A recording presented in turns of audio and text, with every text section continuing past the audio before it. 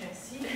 Alors Frédéric Charillier du centre chargé d'appui au Centre Ressources Formation Handicap sur l'antenne Nord Nouvelle-Aquitaine. Donc je couvre avec deux autres collègues les territoires du Nord Nouvelle-Aquitaine, donc les 4 départements. Et je vais présenter à travers le quiz nos missions et notre rôle. Donc le CRFH. Attends, Brigitte, elle est pas connectée. Attends. C'est pas On propose des formations qualifiantes pour les personnes en situation de handicap, des formations pour les professionnels de la formation et de l'insertion, un accompagnement des organismes de formation pour améliorer l'accueil des personnes en situation de handicap, donc l'accessibilité, accès à des financements de formation. Allez Brigitte, encore 5 secondes. Donc il faut valider évidemment à la fin, je ne vais pas préciser.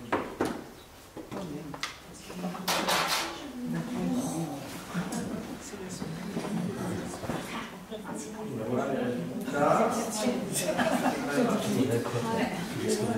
On va donner la main pour la parole pour justifier cette réponse.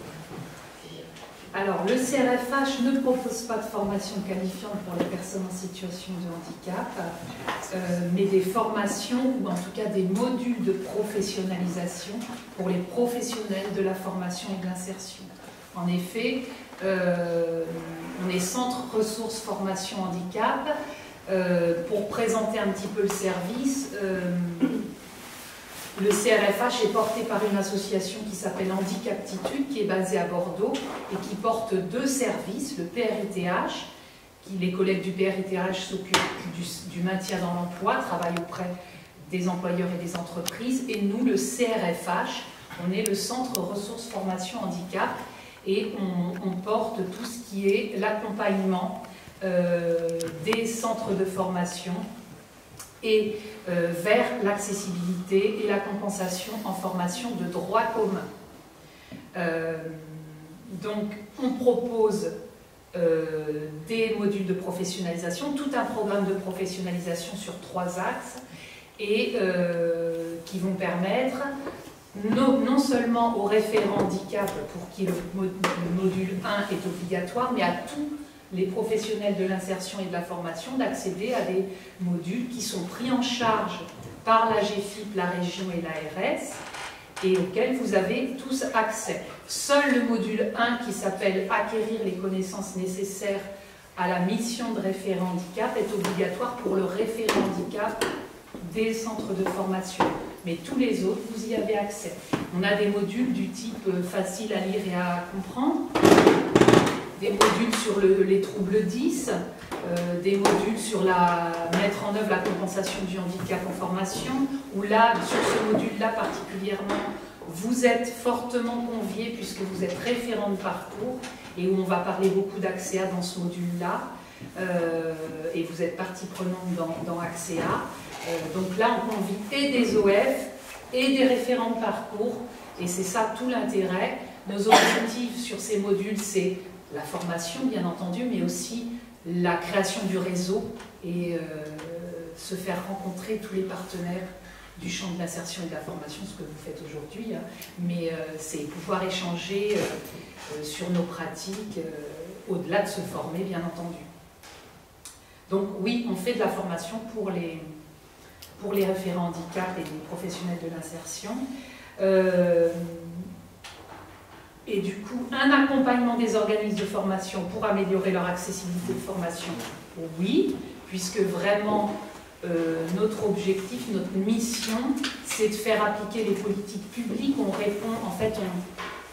répond à un programme au PRAF-QPH, le programme régional d'accès à la qualification et à la formation des personnes en situation de handicap, dont l'objectif majeur est l'augmentation de l'entrée en formation et de la qualification des personnes en situation de handicap. C'est ça notre leitmotiv, c'est ça notre objectif. Et donc du coup, pour cela, on travaille auprès des OF, on fait en sorte qu'ils s'engagent dans une démarche de progrès pour l'accessibilité. Donc ça passe par la signature d'une charte régionale d'engagement, par tout un process, un autopositionnement, etc. Donc là aussi, notre rôle, c'est d'accompagner les directions et les référents handicapés, les équipes, à mener à bien cet autopositionnement. Et je me suis perdue dans mon... Voilà, c'est ça nos objectifs, donc le programme régional et l'augmentation de la qualification des personnes en situation de handicap.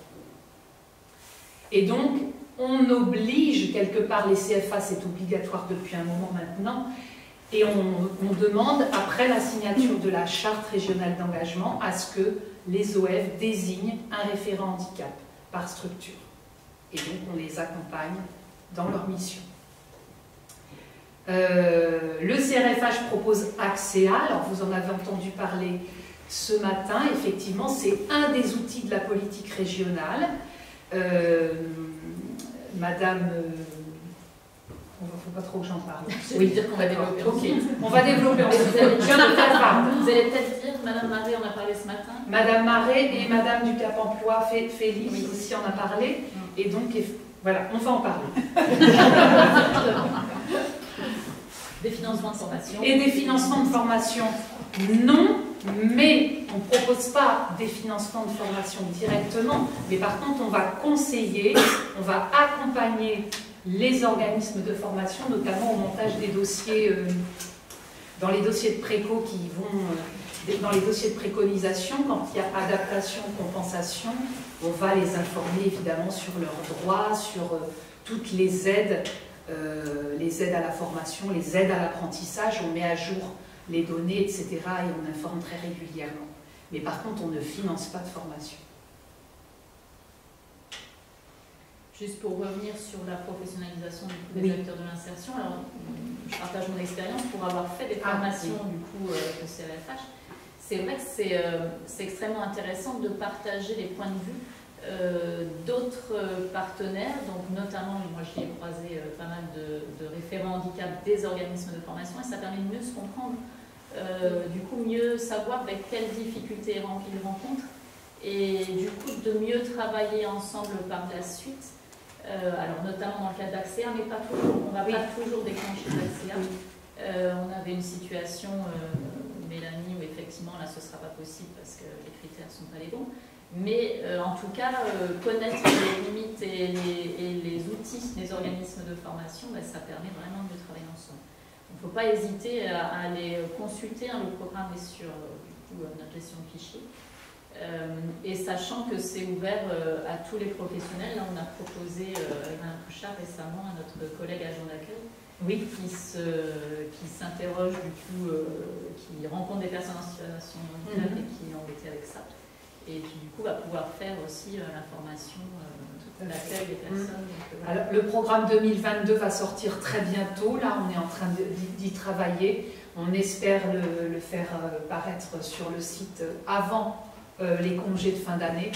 Et donc il y aura cette année, je crois, sur le territoire Nord-Nouvelle-Aquitaine, il me semble, 38 modules de formation qui vont être proposés. Donc un peu plus encore que l'année dernière parce que effectivement pas mal de demandes. Des questions là-dessus? Non? Dans les résultats, du coup. Oui, c'est vrai, je oui. La carotte. Où on a un sacré compétiteur. Oh là, Séverine.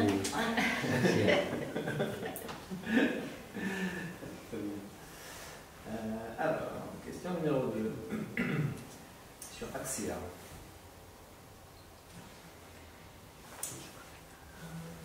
Donc AXEA permet de mettre en lien les partenaires autour d'une situation, de mettre en place des moyens de compensation, un accès direct aux offres d'emploi réservées aux personnes avec RQTH, des délais de formation, à effectuer des aménagements, s'adapter au handicap, un accès direct aux offres de formation réservées aux personnes avec RQTH.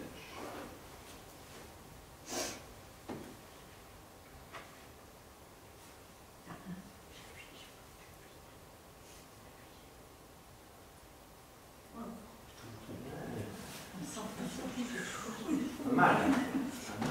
Ah, oui. Il y a de la maîtrise.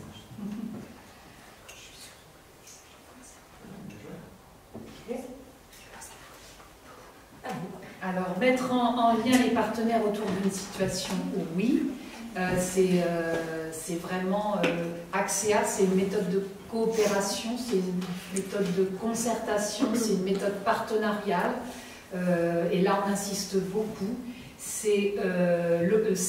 Axéa est mise en place au moment où on se rend compte en formation, ou dans l'idéal, j'aurais dû commencer par ça, en amont de l'entrée en formation, et c'est là où vous êtes important. Vous connaissez des demandeurs d'emploi, notamment vous, des jeunes, plutôt en mission locale, qui veulent entrer en formation.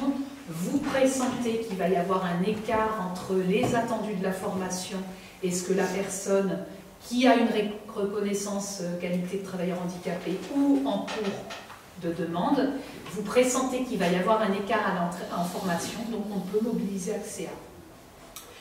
On peut mobiliser aussi Axéa quand la formation a commencé, ça arrive, mais c'est vrai que l'idéal, c'est en amont, puisque ça peut être mobilisé pendant les épreuves les épreuves avant la formation, les tests d'entrée, voilà. Donc c'est quoi? C'est mettre autour de la table, bon, bien entendu, il faut que le bénéficiaire soit d'accord pour mettre en place cet Axéa. Le référent handicap de la structure va mobiliser les acteurs, donc le référent de parcours, mission locale, Cap emploi ou Pôle emploi, ou PLI, ou une structure médico-sociale si la personne a été accompagnée auparavant par une structure médico-sociale, va mobiliser ses acteurs, donc j'ai dit le formateur, le référent de la formation, l'expert de la formation, le bénéficiaire bien entendu, le référent de parcours, donc le référent handicap, on peut vous accompagner les référents handicap des structures pour mener à bien ces réunions, et vous l'avez dit tout à l'heure, Audrey Marais vous en a parlé, bien entendu, le prestataire d'appui spécifique. En apprentissage, évidemment, le tuteur d'entreprise aussi est invité. Dans l'idéal, il y a tout ce petit monde-là autour de la situation qui va réfléchir avec chacun leurs expertises propres à des moyens de compensation, analyser les difficultés pour proposer des moyens de compensation en formation. Alors bien entendu, nous, on fait très attention à d'abord interroger l'accessibilité du centre de formation, puisque les centres de formation ont des obligations légales d'accessibilité en formation, notamment liées au rythme, à la durée de formation, et donc tout d'abord, ils doivent interroger leur accessibilité. Ensuite, Axéa peut permettre de mettre des choses en plus en route pour permettre de sécuriser le parcours de formation. Et donc, Audrey Marais vous expliquait tout à l'heure, l'intérêt, c'est qu'eux, ils ont l'expertise plus du handicap, donc ils vont pouvoir rencontrer d'abord la personne, voir ce qu'elle va avoir comme difficulté en formation, puis essayer déjà de réfléchir à des préconisations. Est-ce que j'ai répondu? Est-ce qu'il y a des questions? Est-ce que vous avez des expériences concrètes à... Oui, des exemples, des expériences concrètes, oui. Ben, alors justement, c'est lié, oui. La transition, alors oui, j'ai une expérience concrète, on parlait tout à l'heure de l'IRFREP qui aurait pu être là. J'ai mené un Axéa avec l'IRFREP, notamment, je vais parler après du... j'ai mené avec l'IRFREP de Saintes un Axéa pour une personne qui était en formation secrétaire médicale, me semble-t-il, et qui avait des problèmes moteurs, mal au dos. Donc on a interrogé l'accessibilité de l'IRFREP dans un premier temps, qui a proposé des choses, un repose-pied qu'ils avaient déjà, très bien, mais c'était insuffisant, pas de siège suffisamment adapté. Donc là on a mobilisé Axéa, donc avec le Pôle emploi et le prestataire d'appui spécifique qui du coup est le GEPH. Ce matin vous avez vu Gaïa. Le moteur, il est géré par le GEPH. Pour la vue, c'est le SIADV et pour l'auditif, c'est Diapason sur le territoire.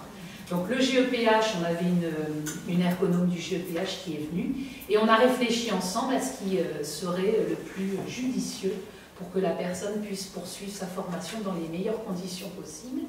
Et donc on a préconisé un matériel de prêt, c'est le prêt Epatec, pour que la personne puisse avoir ce siège pendant la fin de sa formation, puisque cet AXEA avait été mobilisé en cours de formation, non pas au tout début, mais elle s'en est servie pendant 1 mois en stage.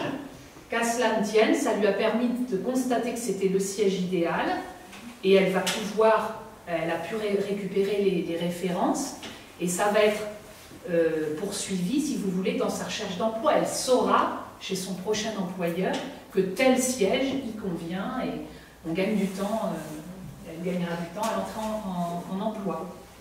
Voilà. Donc ça passe par une réunion et puis des petites procédures un peu administratives pour les référents handicap des centres de formation. Et donc on verra, mais effectivement je viens d'avoir un coup de fil tout à l'heure d'un centre de formation de Saintes pour qui il va falloir que je trouve une référente ou un référent mission locale, alors peut-être notre référente handicap de la mission locale de Saintes, puisque j'ai besoin d'un référent de parcours, puisque là la personne est en formation à Saintes, Oui. mais habite à Bourg-en-Bresse. D'accord. Donc le référent de parcours de Bourg-en-Bresse, il ne connaît pas AXEA. On va le mettre dans la boucle, mais on va bénéficier maintenant de vos connaissances d'AXEA sur ce dossier-là. Je vais vous mettre en lien avec l'OREF. Oui, on est parfois sollicité, ça a déjà été le cas du coup pour des personnes que l'on ne connaît pas, des jeunes de moins de 6 ans que l'on ne connaît pas. Et du coup, l'organisme de formation ou bien CRFH nous contacte pour être effectivement référent. Effectivement, puis nous, il ne faut pas hésiter à nous contacter, vous, conseiller mission locale, si vous avez connaissance de quelqu'un qui va rentrer en formation, vous ne connaissez pas le centre. Nous, on a quand même tout un listing de centres qu'on accompagne. On est 3 sur le territoire, on accompagne plus de, j'ai envie de dire, plus de 200 centres maintenant, peut-être. Hein. Il y en a beaucoup, beaucoup. Donc, on connaît en règle générale les référents handicap. Vous avez accès sur notre site à la liste des référents handicap des structures, il ne faut pas hésiter à consulter. Vous ne les verrez pas tous parce que tous n'ont pas réalisé leur autopositionnement, mais sont en cours de le faire.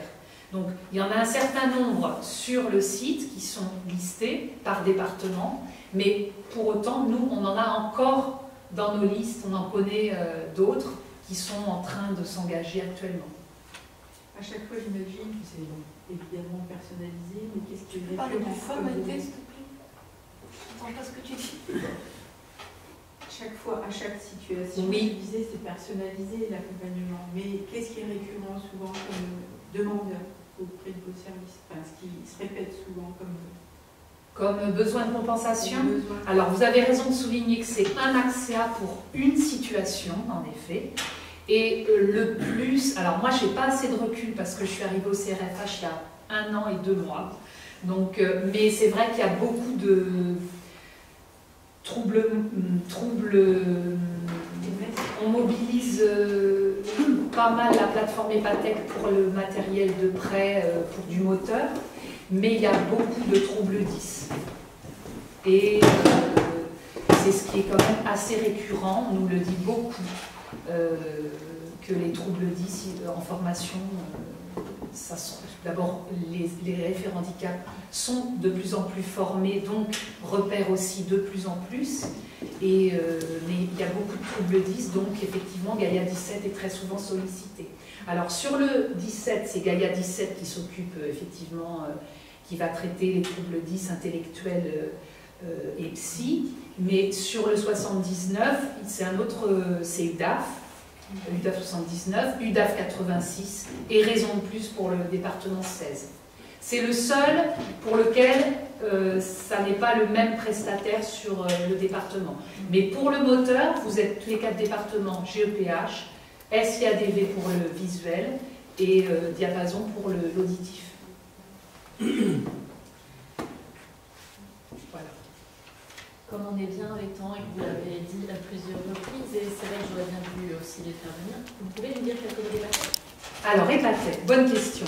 EPATEC, c'est une plateforme de prêt d'outils d'aide technique qui est située à Mérignac, à côté de Bordeaux, et qui propose tout un panel d'outils et d'outils de compensation du handicap. Vous pouvez aller sur le site EPATEC, E-P-A-T-E-C-H. Vous nous appelez, on vous donnera des infos, mais vous aurez un catalogue d'outils de prêt.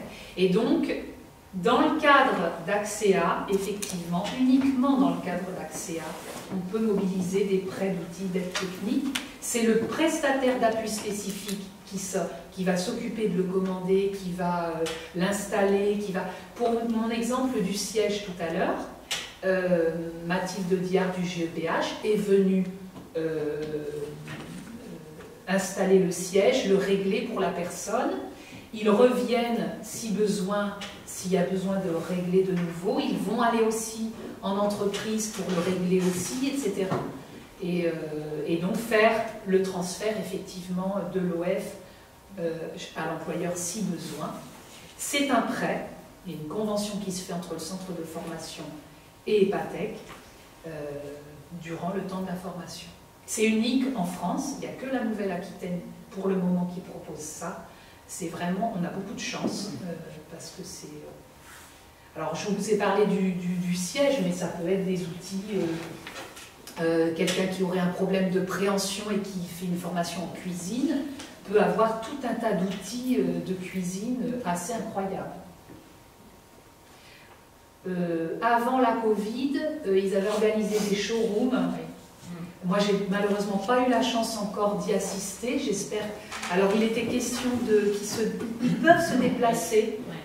Si un OF leur demande de venir, ils peuvent se déplacer pour proposer des outils. Mais je ne sais pas encore trop comment ça s'organise, mais on pourra à l'occasion. Si vous avez des questions, vous nous demandez et on va chercher l'information. On est centre ressources, on est censé rechercher. Aussi, on n'a pas forcément réponse à tout de suite, mais on s'engage à vous donner une réponse assez rapidement. Et vous disiez, seulement dans le cadre d'AXEA, on peut mobiliser la plateforme pour la formation, du coup. Oui. Parce que j'allais dire, il me semble, mais je peux me tromper, qu'elle peut être mobilisée pour de l'emploi.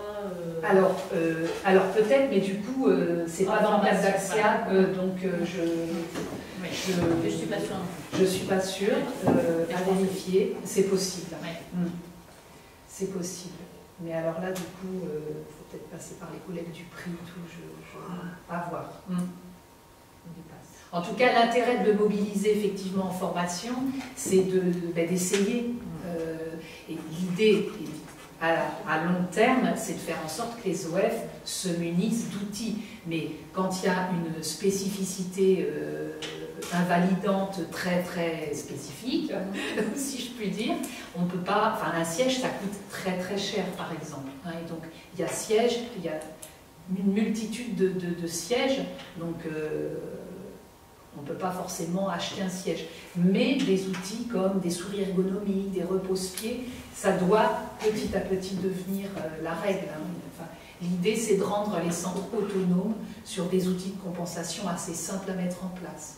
Mais tous font déjà des choses, sans trop le savoir d'ailleurs, et c'est pour ça qu'on demande dans notre positionnement à ce qu'ils formalisent cette pratique, cette politique du handicap qu'ils appliquent déjà, pour la plupart. Et sur AXEA, justement, il y a une enveloppe financière pour les organismes de formation. Oui, alors voilà, les organismes de formation qui mobilisent AXEA peuvent demander à avoir une indemnité de 500 €. C'est un forfait, pour l'estime.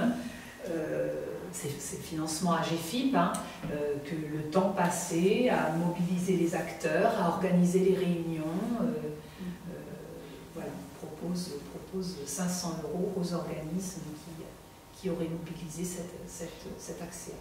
Ah oui, d'accord. C'est pas, par exemple, pour acheter du matériel. Ah ben ils en font ce qu'ils veulent. Voilà.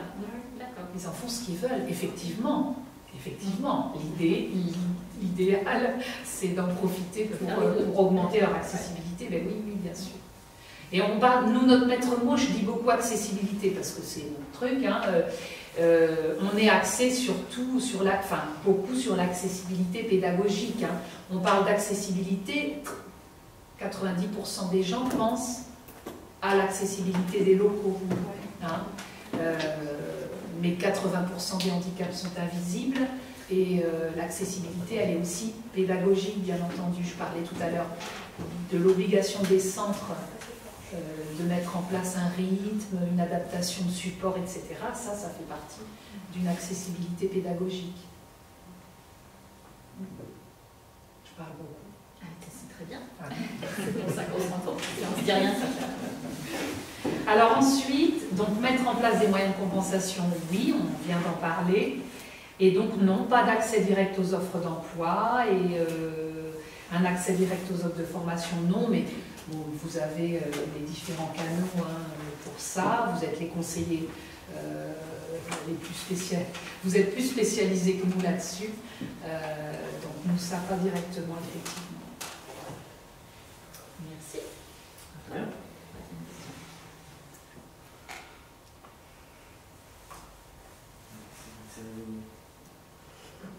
Ah.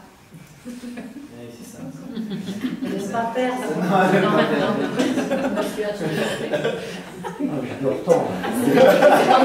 Je sais que c'est toi. Je ne suis pas. Alors, on est pas mal chose. Pour la troisième question. Ah oui.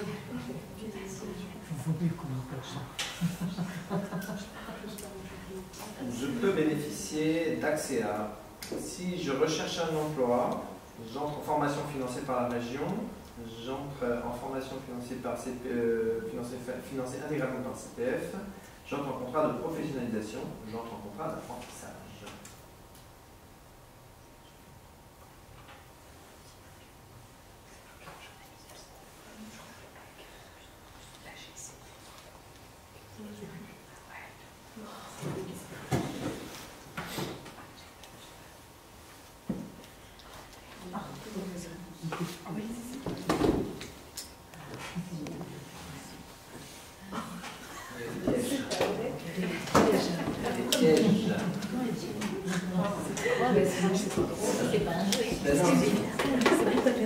Alors effectivement, si je recherche un emploi, non, mais j'ai envie de dire, je viens de vous dire tout à l'heure qu'on pouvait mobiliser AXEA en amont de l'entrée en formation. La plupart des gens qui ne sont pas encore entrés en formation, enfin certains sont en recherche d'emploi, donc j'ai envie de dire, si on mobilise AXEA en amont de l'entrée en formation, on a très souvent le statut de demandeur d'emploi. Oui. Bon, mais oui. Si je recherche un emploi et que je m'inscris à une formation... Non, parce que moi, je vais Ah ouais? D'accord. Non, mais c'est dans ce sens-là. Dans le sens où on peut mobiliser AXEA en amont de l'entrée, où on a encore à ce moment-là le statut de demandeur d'emploi. Mais on n'est plus en charge. Mais oui, voilà. Bon, d'accord. Ok. Alors, j'entre en formation financée par la région, oui. AXEA est mobilisable pour les personnes dont le financement en formation est un financement région, Pôle emploi ou par la voie d'apprentissage. Effectivement. Et pourquoi faire un contrat? Ben ça, c'est une bonne question. C'est pas le cas, effectivement. Pourtant, il n'y a pas beaucoup de différence entre le contrat de pro et le contrat d'apprentissage. C'est un contrat en alternance. Bon. Mais là, je n'ai pas la réponse. Ceci dit, la GFIP nous demande de faire remonter les besoins, etc. Et est très à l'écoute. Hein. Est-ce que ça sera toujours comme ça? Je ne sais pas. Peut-être ça va évoluer. Le contrat de pro, peut-être qu'il fait partie de la masse salariale. Que le contrat d'apprentissage, non. Peut-être que c'est des droits de le contrat d'apprentissage, c'est un statut c'est salarié. des salariés.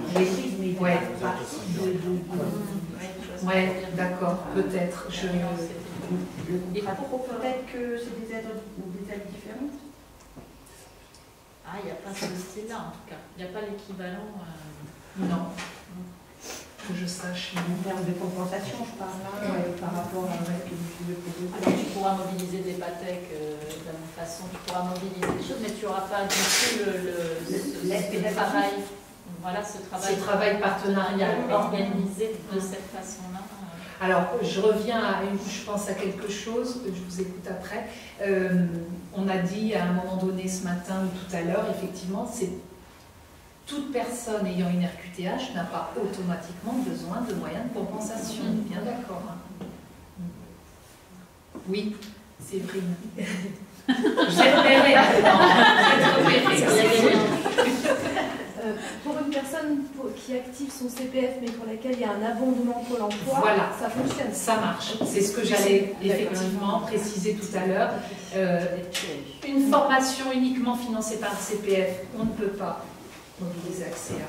Mais effectivement, avec un abondement Pôle emploi, oui. Curieusement. Oui, curieusement. On dit financement région Pôle emploi. Et du financement public, Pôle emploi, CPF. Oui, ben oui, bien sûr, quel dommage. Axe d'évolution. Oui, tout à fait. Oui, oui. Mais de la même manière que on ne propose pas, il y a aussi beaucoup de demandes au niveau il y a beaucoup de demandes de formation pour les référents handicap des entreprises, dans les salariés demandent beaucoup. Hein, donc nous, alors ça ne rentre pas dans nos modules de pro, mais du coup on propose une formation multimodale en FOD pour ces personnes, parce que ils savent que nous on propose des formations, ils n'y ont pas accès, etc. Donc petit à petit, la GFIP a octroyé, nous a permis de développer un autre module pour les salariés. Donc on a aussi peut-être effectivement, ça changera aussi. Et une petite précision, j'avais plus une question. Comment on mobilise accès à? C'est peut-être une question que vous posez. Comment on mobilise accès à? Alors, si c'est en amont de la formation, c'est le référent de parcours qui va interpeller le centre de formation en disant hop, hop, hop, j'ai quelqu'un qui va s'inscrire chez vous, je pressens une difficulté, il va y avoir certainement besoin de moyens de compensation. On n'en est pas sûr, mais on pressent quelque chose, la personne a une RQTH ou est en cours de demande, a le récépissé de demande, ça suffit. On peut mobiliser accès à, et du coup c'est après l'OF, le référent handicap, qui va remplir tout ce qui est administratif, mais en amont, c'est effectivement vous qui pouvez interpeller l'organisme de formation.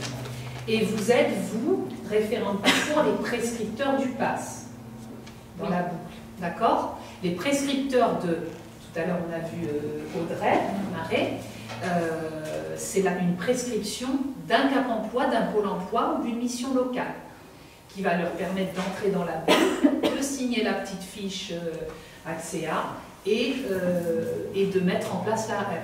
Alors après, c'est le référent handicap, effectivement, qui propose de mettre en place la réunion partenariale, le référent handicap du centre de formation, pas de la mission locale. Je regarde Céline, mais voilà, c'est lui qui met en place la réunion et voilà. Sinon, quand la personne est déjà en formation et qu'au bout d'un mois, 2 mois, on se rend compte que il va y avoir des difficultés qui grandissent, et bien là, on se met, le référent handicap du centre se met en relation avec un référent de parcours. S'il n'en a pas, parce qu'il arrive beaucoup que les jeunes, notamment en apprentissage, ils passent de l'initial à l'apprentissage sans être passés par la case mission locale, hein, ça arrive quand même souvent. Et donc là, nous, on va leur donner des noms de conseillers qui vont pouvoir participer à cet accès. Et donc là, ça se fait effectivement en cours, mais ça se fait. Donc qui dit accès à dit passe. Qui dit accès à dit l'un ne va passe. pas sans l'autre. Ouais. Ah oui. Enfin, en tout cas, l'accès à ne va pas sans l'accès à. La passe va sans l'accès à, mais l'accès à. Oui. Donc nous ne faisons pas la fiche de prescription accès à, c'est l'organisme de formation qui l'a fait, mais nous faisons la fiche de prescription passe. Mais par Voilà, exemple, là, exactement. si Madame Marais, on fait une passe, elle accompagne le jeune, et dans le cadre du parcours, elle préconise accès à, c'est elle qui... Ah oui, tu veux dire la passe est déjà faite. Oui, alors ça arrive. Parce que là, c'est peut-être ce qui va se passer dans la situation qu'on a ensemble. Parce que la PAS a déjà rencontré la personne. Le jeune, il est suivi dans le cadre de la PAS. Oui. Enfin, et là, elle l'oriente vers un organisme de formation. Oui. Donc, si Axéa doit être mobilisé, c'est qui fait? Ben, c'est plutôt, on va dire que c'est l'organisme, mais bon, la PAS est déjà identifiée. Bon, c'est l'organisme ou le référent de parcours, s'il en a un. Alors évidemment, il peut vous alerter, ben voilà, là je connais quelqu'un. Bon, après, c'est un peu pour circuiter parfois. L'essentiel, c'est que ça se mette en place dans l'intérêt de la personne. L'intérêt, l'objectif, c'est sécuriser le parcours. Donc, moins on perd de temps, mieux c'est. Et par rapport au cas concret que tu as Brigitte, tout va dépendre aussi de la passe que tu as déclenchée au départ, si elle correspond du coup parce que les passes sont en d'une durée limitée. Donc si tu as fait d'accompagnement à la recherche d'emploi et puis finalement il s'avère qu'il faut qu'il se qualifie, c'est en chaudronnerie, je crois. Oui, c'est ça. Du coup, il faudra changer de prestation spécifique. D'accord. Donc ça, je suis sur la même. Donc, pas juste une prestation. Ça, je verrai avec Mme Marais. Oui. Oui, d'accord.